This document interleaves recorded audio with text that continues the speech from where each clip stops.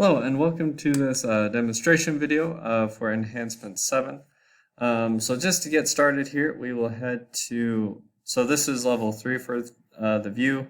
So as you can see, they can still get the edit account. Even if it's level 1, they can still access the link.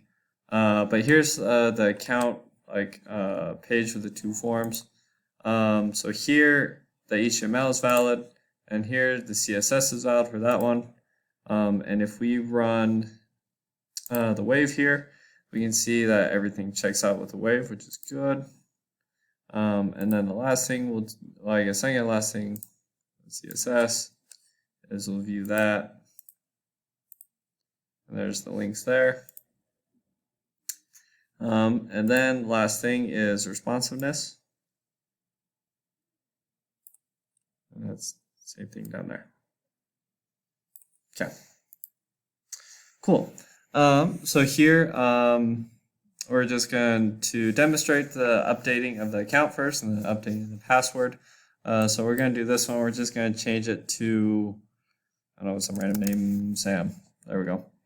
And then we're going to update, and that takes us back to the admin page and displays a successful message of, hey, thank you for updating to the account. So here, here's the client's one, so the Jamie here should be changed to Sam, and it was changed to Sam. Perfect. And then if we head back to the admin page, so we can head back into our accounts. Let's update the password now. Let's do it to something, I don't know, just some random dumb password. So it displays, thanks for updating the password. So now if we go here, it'll be kind of hard to tell with the hash. That's kind of how it looks now. There's like an al4x, whatever. If we refresh, the al4x is gone, and it's a bunch of other random numbers and letters.